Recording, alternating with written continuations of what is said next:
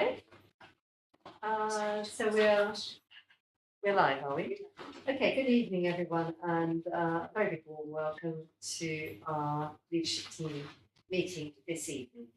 Could we please start with 72 seconds silence to remember those who lost their lives in the rainfall, and please make sure that your phones are on silent or off, and your computers too.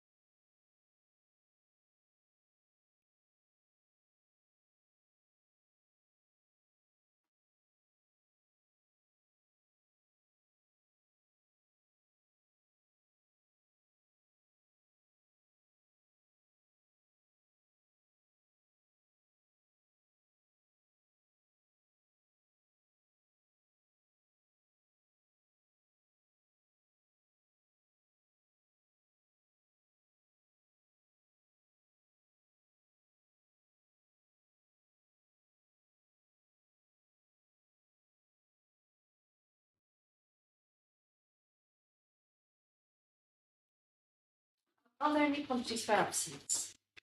No apologies for. And are there any declarations of interest? And can I sign the 2 lots of minutes from July? Oh, here we go. 6th of July and the 20th of July. Have you read them all and are they been a record? Agree? Thank you. Thank you.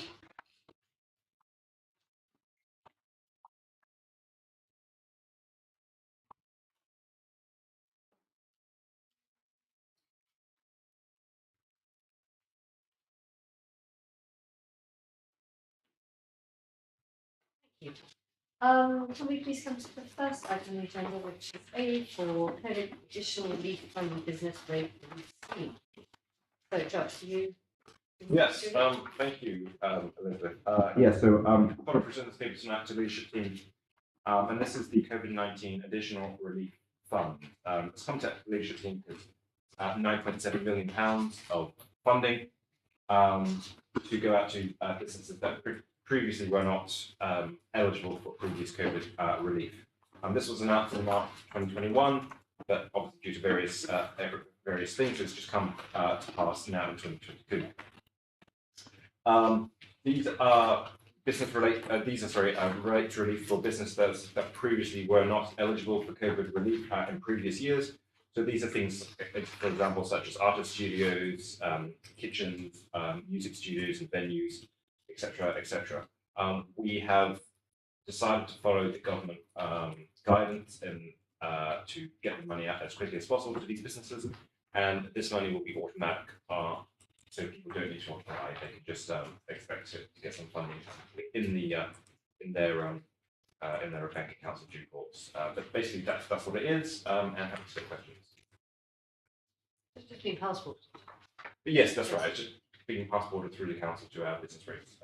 Thank you, John. Yeah, it's a good scheme, government scheme. So the government obviously will be promoting this scheme. I just wonder what sort of form of communication we will be doing as a council in terms of highlighting this. Good point. I'm pleased to say that we've got a press release ready to go tomorrow morning. We've also got some media lines ready to go this evening.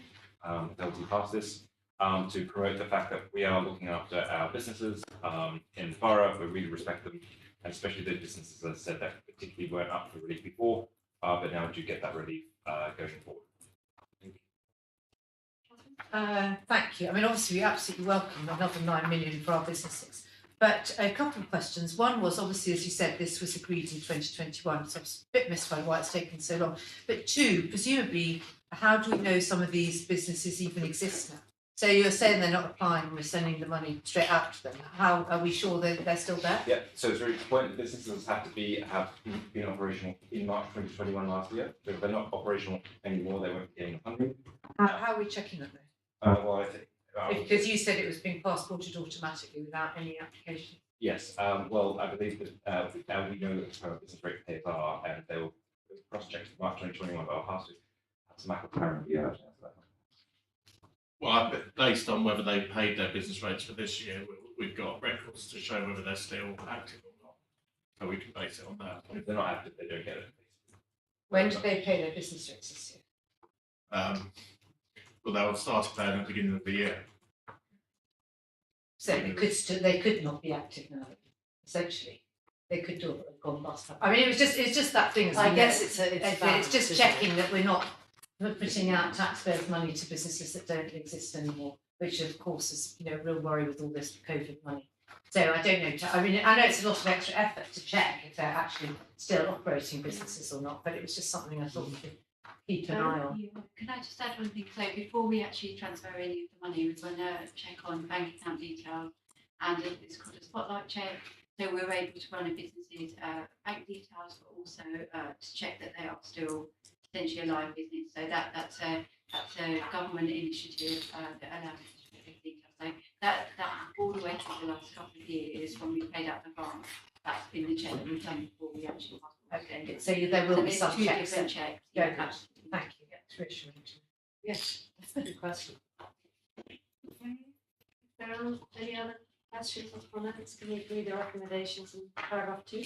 Agreed. Oh, sorry, Emma, I can see you. And I was just, if I've understood the table on page 14 correctly, the majority of these businesses are described as office. Yeah. And that's a sort of generic, somebody who's just got an office space somewhere in the borough. Could that even be from home? It would have to be registered as a business. It would have to be their business premises, and they pay business rates. So if they're paying capital tax, they wouldn't get it. It'd have to be their business premises on which they pay business rates. Actually, kind of supplementary. So on that, a good question. So that includes workspaces too, presumably, If they are where they're paying renting out yeah. the space to work in. Yeah, where they're paying business rates. Yes, so I guess that's whether they put them down to the businesses who are renting the space from them, or if it goes to the workspace operators. Well, what's the difference between workshop and office? When it- Workshop is listed separately. So it will go to whoever pays the business rates. That's the person who will get this benefit because it is a business rate. It's a relief. It's a relief of business rates in Right. effect, Yeah. or a rebate of it. So there are businesses who, I mean, there are many businesses who don't pay business rates because, for instance, if they work from home, they will never come into the business rate system at all. So to be fair, to be straight, you have to be paying the business rates in order to get the relief. This is relief, it's not. That's part of the Go to a business rate rate. Yeah. Okay, have I missed anyone else? No. Okay, so can we agree the recommendations in paragraph 2? Yes, agreed. Thank you. Can we go, I'll go to A5, similar in some senses. Johnny?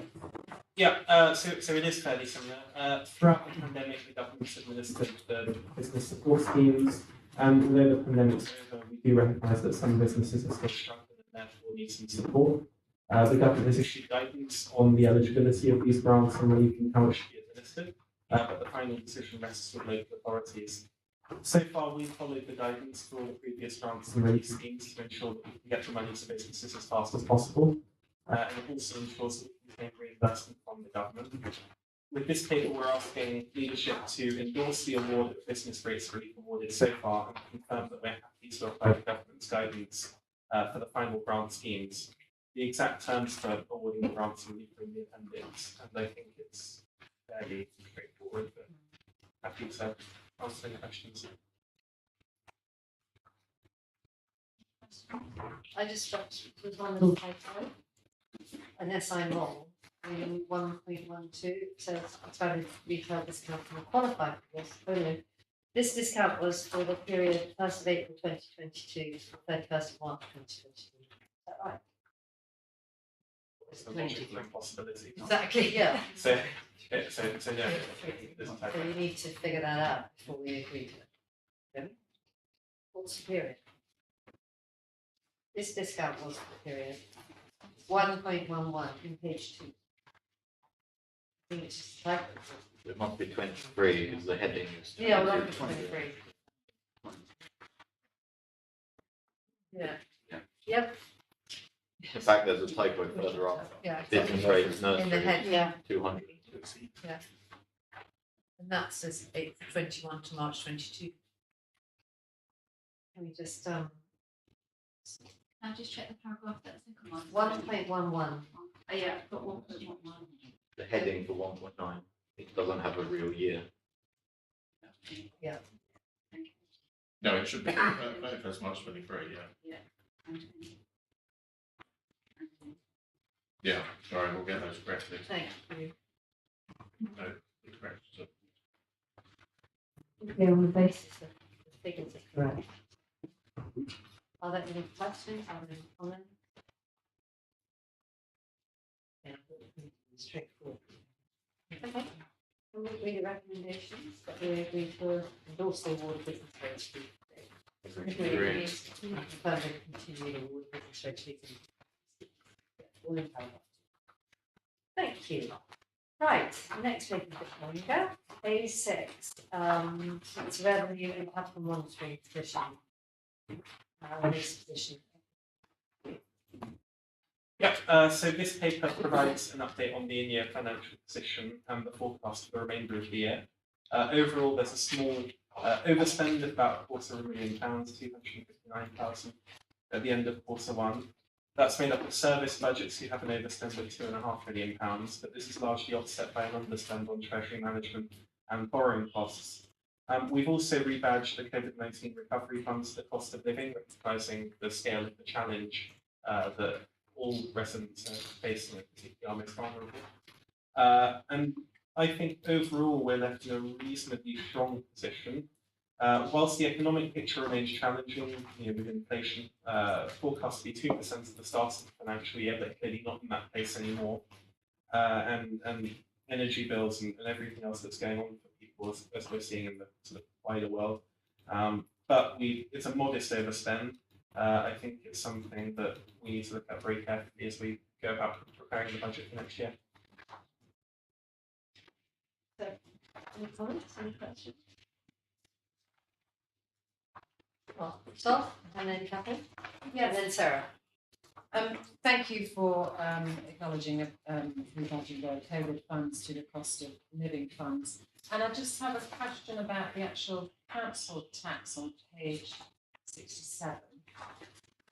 And I do know that to help residents with the cost of living process, that we currently have 100% council tax reduction in the figure of about 13.9 million.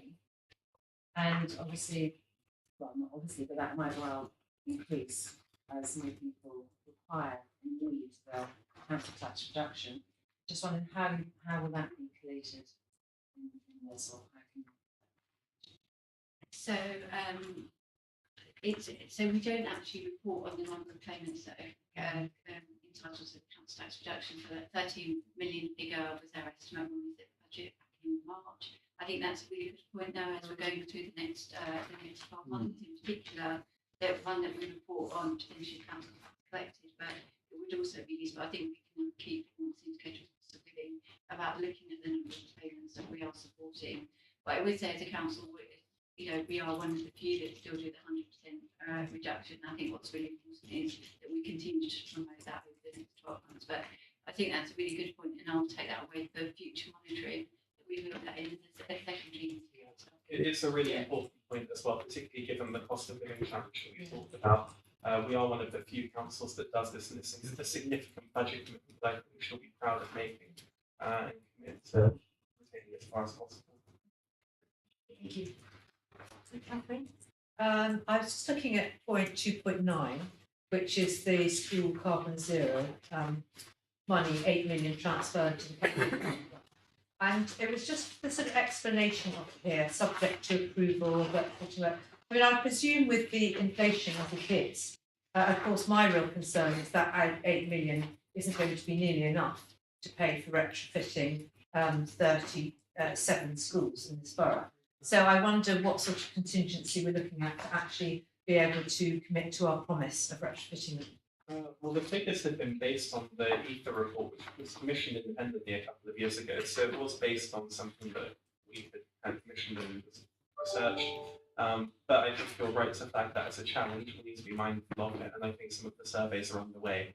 So as we do more of the surveys, we'll have a better idea of what the specific costs are going to be. I mean, clearly, you know, we're very much hoping that it will be within the envelope set out, and that's the intention. But I think it's a valid concern to raise. Just to add in terms of the impact of inflation, so this is the Q1 report. It'll be really interesting to see as we go to the latter part of the year, particularly Q2 and Q3. I think in terms of where we're seeing inflation services at the moment, it is hitting revenues. We're seeing some pressures in the social care market, but I think it's definitely the capital programme where we're seeing the biggest impact. We're currently doing, as part of all of the budget preparations for next year, we're currently doing a review of that capital programme. And I think there are two aspects to that review. One is looking at what's in our programme, and I think that we're going through that process, but also testing about what is the inflationary impact.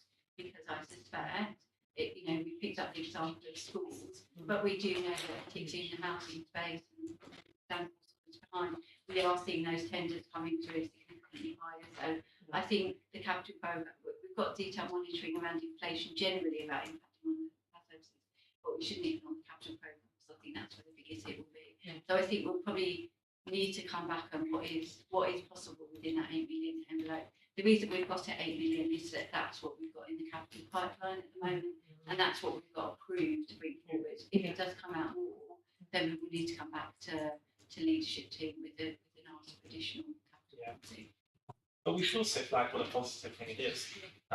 Family and children's in our schools are one of our flagship services. Our schools are pretty much all given outstanding, and making them net zero, I think, is a really positive aspiration. So looking forward to what's getting underway. Sarah. Thank you. I just really wanted to flag up an area of concern in adults, because we do have a very small underspend on a large budget, but we are still waiting to hear back from the NHS on our winter pressures. We met earlier today, Anna and I. They still haven't confirmed to us from what funding they're going to get, so that's just an area of concern I want to flag now, because it will have a significant impact on our budget going forward. Jen? Thank you. Just 2 points. I mean, firstly, on the sort of the schools one, I think it's worth pointing out that yes, inflation is definitely a factor, but the inflation cost of the energy used to heat our schools and all of our other buildings is far greater. So the economics of that investment is definitely worthwhile. My point really on this one was around S106 money. So it's the money we're collecting from developers. I know it's gone up by 5.4 million in year, but what I'm more noting is that we're not drawing down any of that money, whilst we are spending quite a lot of our capital reserves on many projects, many of which I'm sure could be tied to some of the ring-fenced pots that we already have. I mean, for instance, trees is somewhat generic, and yet we have a number of schemes which involve trees, which we're not spending this money on for some reason. So I just want to make sure we're getting much better at going to our dedicated resource before we go to the general reserves, to actually spend the money that developers have been obligated to give us. I think it's right. Yeah, and I think it's Section 106 and probably still also need to come into that equation as well. So we're currently starting that budget process now. So as we develop the capital programme, I think we absolutely have to look at the funding of that programme going forward.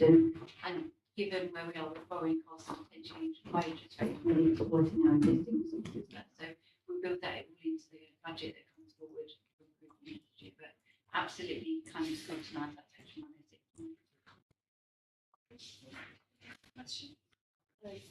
I think just picking up on that point, just noting overall reserves, forecasting 25% of those going, that is nothing. That's right. No? Are you going to follow?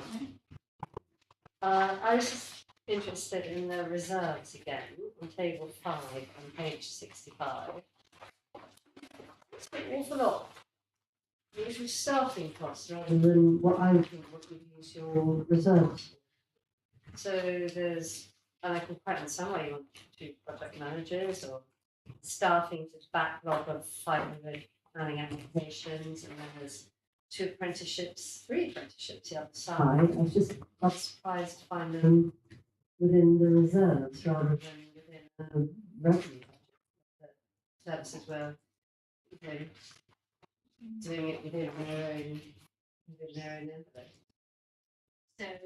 So whenever we receive a request, so quite often, so when we set the budget at the start of the year, not all of the, particularly the one of use of reserves, it's predicted. So the ones that have come forward from our budget, it's only 4 to 1, but those that we maybe hadn't anticipated at the start when we set the budget, and that is a challenge, I think, back to us. So some of these we should have predicted and been able to include. All of these are time limited, so they are either for 12 or 18 months. We always, when we get a request for use of reserve, we will challenge back as to whether it can be managed within existing budgets, and we will only come forward if they believe it can't. The other thing that I would say is that this is almost approving potential drawdown. So we would only allow the drawdown from reserves if when we get to the end of the year, they really can't absorb it in the existing budget. So they know that they've got the approval to spend, but we would always challenge back as to whether they could fund it within the existing budget. So, for example, the support to 2 apprentices for learning disabilities, which before, it's over 3 years. It's not really that's what it said in the report. Yeah. So therefore, isn't that kind of Should be part of the base budget. Thank you. So just to follow up on what Kim was saying about the reserve and just can you just talk about that just a little bit more? But his concern about Kim dancing. Yeah, sorry, I interrupted. No, I think the point you made was actually the largest we adopt that reserve. Was the special projects? Special project. So the 10 million that you are seeing on page, bear with me. So the 10.774 million on page 66. That is all the potential use of reserves that has come to the previous leadership team. So it's been approved to potentially draw down. There is a process, and Johnny is quite rightly challenged and asked kind of what some of that is historic approvals. So the process that we are going through at the moment is looking at how much of that is actually going to be drawn down.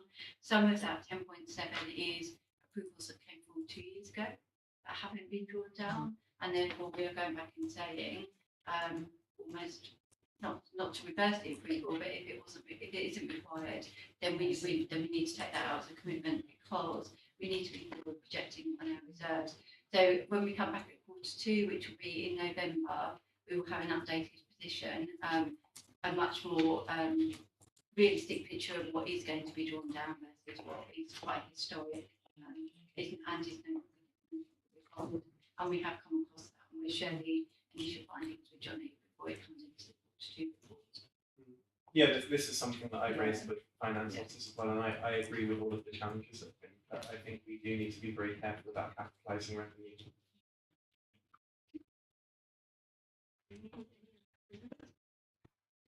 Just that, you know, there are quite substantial headings. Yeah, I think Something we- interesting to next report. As everyone said, we share the view on special projects, and that's why that one's been reviewed. The Grenfell reserve, obviously, and the budget carry forward reserve they kind of exist to be spent through the years. That's why we set aside the Grenfell reserve, and the budget carry forwards is money that was intended to be spent in year, so you'd expect that one to be going down. But we're also reviewing that to look and see if there's spare capacity there. Can I just raise one Yes. one very, very last thing? So this report is obviously at Q1. Yeah. Which was the last time now, back in Does seem June. like So that. you'll see the next report in Q2, but I just think it's important to highlight a piece of work that's been underway in the process. So if I could just draw your attention to page 86, which is the Grenfell corporate budget. So you will see in terms of legal costs that we were broadly predicting that for the past would be in line with budget. With actually, I just wanted to flag to leadership team, there's been quite a detailed piece of work that's taken place over the last 6 weeks. And so the actual forecast spend against that legal cost budget is likely to be significantly lower than what we budgeted for, probably in the region of about 1.6 million. We will come back with more detail, but I think it's really important that the work that's been done over the last couple of weeks that legal colleagues wanted us to raise at leadership team today. So you'll see it in the Q2 report, which comes in November, but it's just, it's quite a timely piece of work that we've been doing. Thank you very much. Yeah. Okay. We the recommendations and kind of please. Thank you. And then the final report this evening is on public health report. Annual public health report. So, Thank you. So just to give you a bit of context, the Director of Public Health from each local authority is required to produce a public health report as part of the funding requirements from government. This is a statutory report, so it wouldn't normally come to leadership. However, this year we have had a change in approach for public health. So I'm asking that we, as a leadership team, endorse and advocate the best way we can work together across the council and with our partners and communities to improve the health and wellbeing of our residents. This change of approach is essentially the council moving away from public health working in isolation to being embedded across the other directorates and the council and taking the health in all policies approach that is recommended as best practice by the World Health Organization. It's important that we acknowledge that public health problems are complex and that effective solutions need to be integrated, co-designed and considered on a place, community and an individual level. To do this, we need to work across the council with a shared vision, set of priorities and joint programmes. We've made a start with this approach already, embedding £1 million of public health funding across council directorates, and some fantastic joint initiatives have already occurred throughout the year, some of which are highlighted in the report. The aim is that every interaction the council has with residents is an opportunity to promote health and wellbeing. To demonstrate how this health is everyone's business approach works in practice, Anna Riley, our Director of Public Health, has used the example of obesity to show how we can work across the council and with our partners to prevent obesity at the individual, community and place level. You'll see Anna is here. I'm sure she'll answer any questions you have. But I'd like to thank you, Anna, and your team for producing this report. I can give you this one. Questions? Josh. Thank you, Sarah, and thank you, Anna. My question is, for public health, it's really important. It plays a significant role in everyone's lives. In terms of coordinating across the council, and especially all other directives, how is that going to work in practice? I mean, public health is a great resource, it's a great experience, but in practice, how is it going to work? Okay, so we've been on quite a journey, particularly over the course of the last year, to reset public health in council. Part of that journey has been conversations with each of the strategic leadership teams of the council to identify what our joint public health priorities are. Alongside that, then we've tried to shift those priorities into work plans of the existing directorates so that it starts to get embedded in the business of that directorate and across the business of the wider council. So, for example, with obesity, we particularly worked across leisure, across transport, across housing. We've got a steering group representing those directorates that kind of comes together. And we are looking at using our resources as effectively as possible. So the model that's set out in the report is basically saying that if we can harness how we work together, so in terms of our individual interventions around weight management and encouraging people to be more physically active, at the same time as we're improving and developing interventions in leisure, within our parks, within our open spaces, and at the same time that we're making improvements to people's ability to travel actively, to exercise, to feel safe and comfortable to do that within our environment, will have much more significant impact and will reach a much broader population that we have reached previously as we're working in isolation. Thank you very much for that. So I was wondering, say on page 19, where you've got interventions at one-to-one level, which is about weight control for children particularly. Do you keep sort of stats and impact on that as to how many children have actually received it or responded to it, and or actually monitored full daily weight?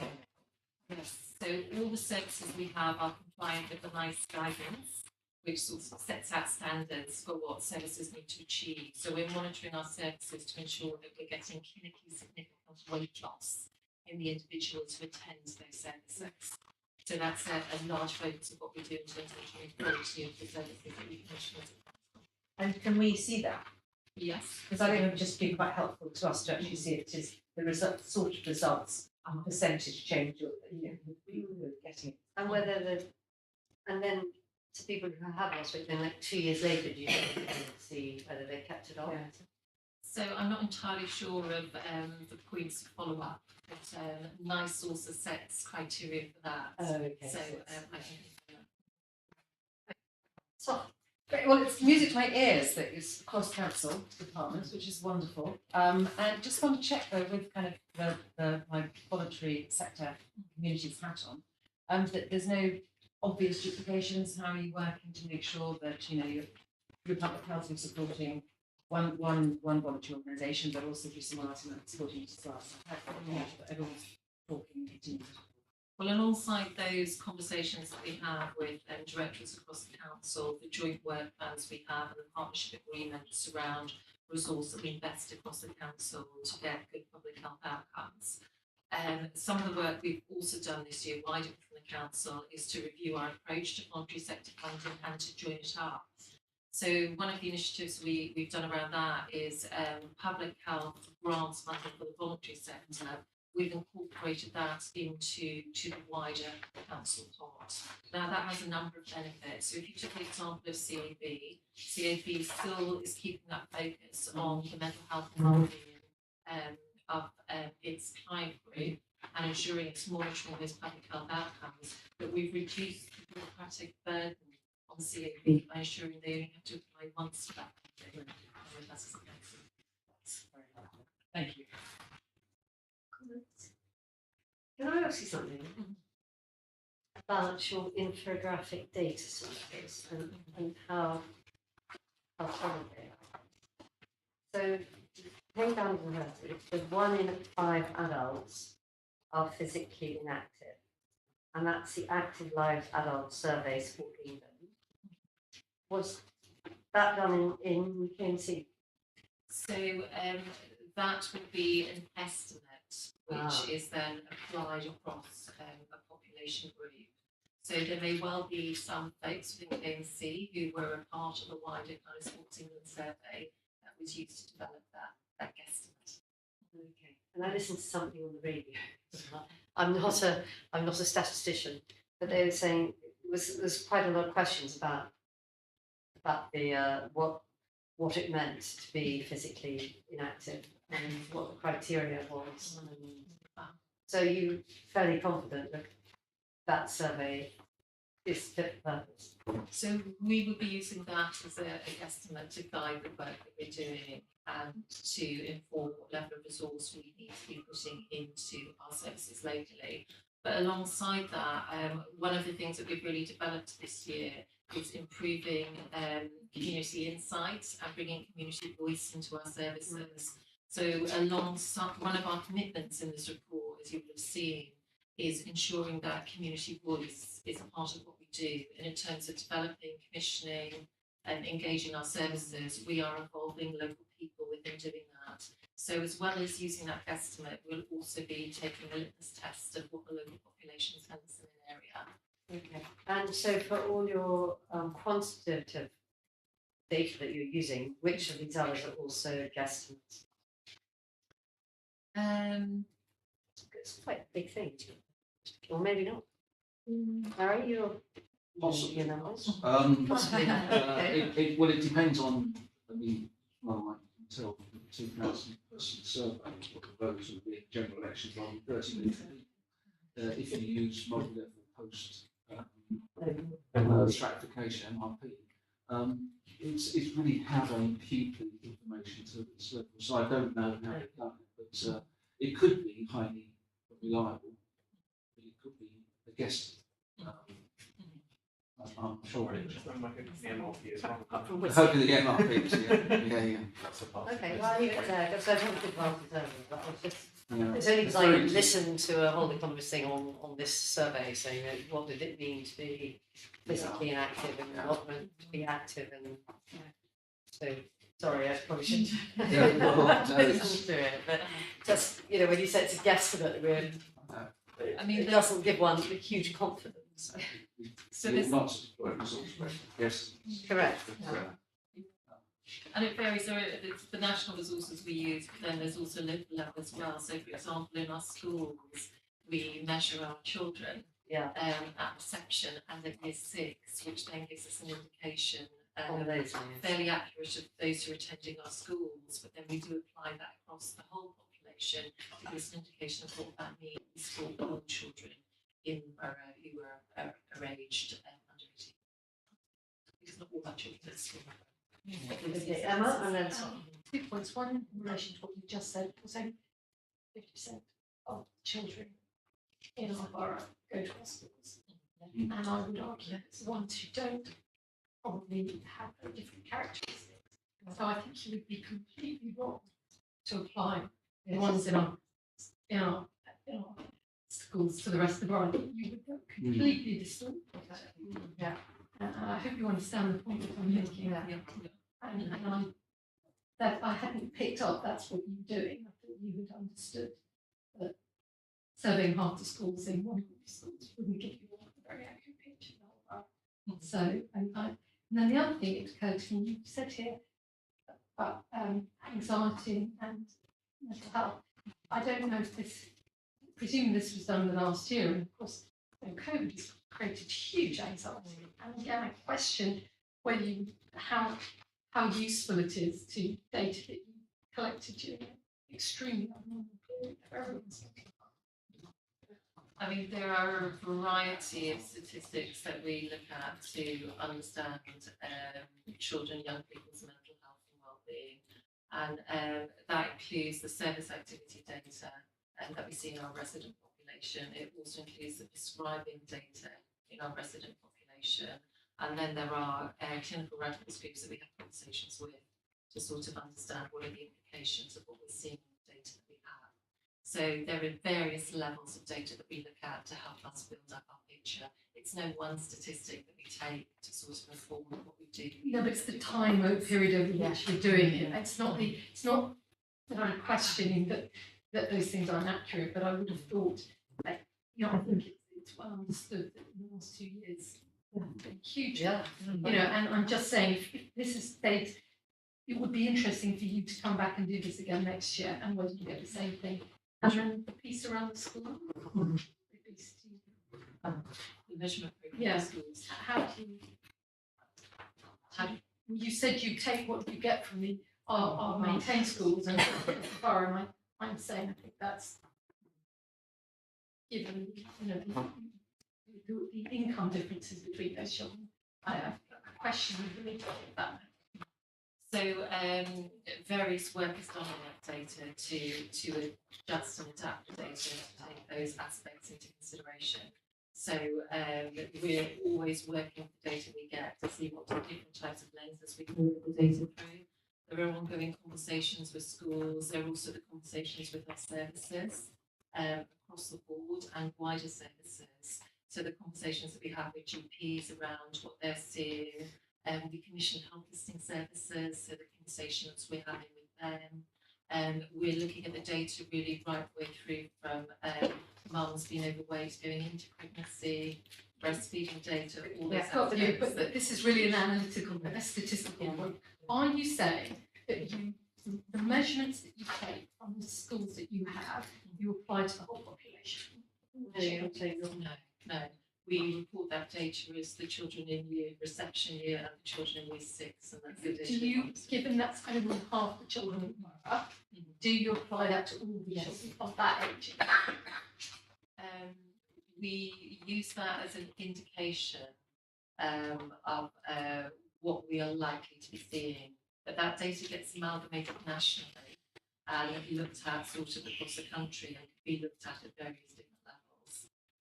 So it can be looked at in sort of many different ways. But no, we look at lots of statistics to understand the picture of where our children are overweight and how physically active our children are.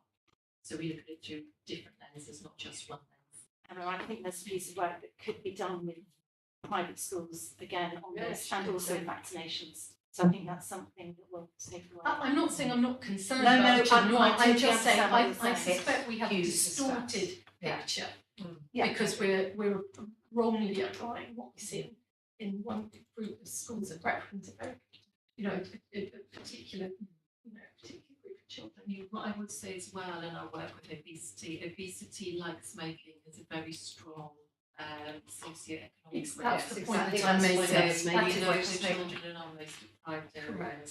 are likely to be more obese, and I think there's a particular figure within the report around the difference between our children in Queen's Park, for example, compared to other parts of our boroughs where we see significant variation. It's got a similar demographic. Oh, right. So one of the particular things that we've sort of tried to do in terms of understanding the picture and the data that we have around obesity is to take a life course approach and to work with families across the board, because children live within the context of families. So overweight parents are more likely to have overweight children. Absolutely. So all our services are very much designed around supporting families across the life course.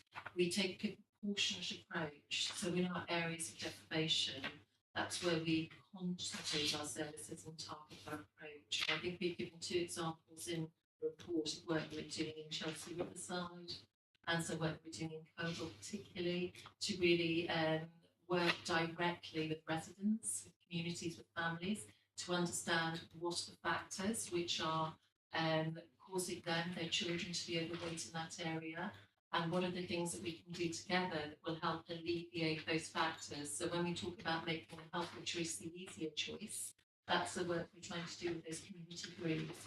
And it is very much grassroots work, listening to local people, understanding barriers, and then what can we do together as a system across the council, not just us in public health, to alleviate those barriers. That should be uncomplicated. Oh, I'm sure it's hard. I think this 1 in 3 number is almost certainly wrong now, based on what you're trying to understand. I think that's too wrong. But nonetheless, it's important we help these children, definitely. Okay, so Just a quick question about sitting here as councillors and making policy. And one of our policies is supporting school streets, which is fantastic, 9 in the borough, to encourage children to walk to school more. So what's the kind of the feedback loop on that? Is that a good policy to have? Is it successful? Does it work? How do we know that more people are now walking to school? I can go back to the team and get some That'd be information. great. Because these reports are wonderful, but we want to use them to actually influence policy and not just have. I visited one, I was at one today. Great. So I confess there were still a number of vehicles in the vicinity of School Street, but they certainly were walking the last few hundred metres. The transport team do work on that. They do pick up and drop off surveys. They have the data for that on some of the first school streets. I don't know if they're still doing it. they're certainly very. And it did show that fewer people were driving and that more of them were sightseeing. Good.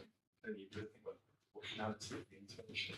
It's going to benefit, but we can obviously support them. Yeah. I introduce it. Yeah. Exactly. I think they're great. Can I ask one other data point? So, where are we in London with the amount of obese children that we've got? Given that there's such a concentration in this report on it. Where are we? The highest in London, the lowest in London? So we are slightly better than London in terms of the comparisons we've made across London. But the reason why we chose obesity as a case study for this particular report is because it is still a significant number of children who are obese when we look at overweight and obese, when you look at the number of children that we're measuring through our So you're schools. not thinking about percentages, so we might, so what you're saying is, we might have the least obese children in London, but nevertheless, there are X numbers There is of a them, which needs to. substantial number, and in Okay. terms of an inequality and reducing health inequality, Yeah. it is really important that we focus on these children, because they are much more likely to have poorer outcomes, particularly in terms of cardiovascular disease, diabetes, and then consequences of that like blindness, limb amputation, etc. Also, there are mental and emotional well-being problems Yeah. that go with obesity. Yeah, so what you're saying, it doesn't matter about the percentages, it's just the actual The numbers actual are, numbers are significant. large enough to And merit the burden a of the targeted disease. approach Yeah. on them and their families and the grassroots. Yeah, and because of the wider consequences for our health and social care system, in terms of we in adult social care, we pick up the consequences of lifestyle behaviours that end up in long-term conditions. I think we all understand that, we were just. But I think there's another issue, there's another issue about children then going to secondary school and the number of children with obesity there increases again. Yeah. So we've got to. Just a really quick one, only as we're having a bit of a deep dive into obesity. How are you measuring obesity on BMI, or how are you measuring when you're obese for a child? When they haven't developed their muscles and all that? So there are different ways of measuring obesity for children. It still does come into particular measurements around weight and height and circumference, and there are specific guidelines for the staff that we commission to go into our schools to measure our high level.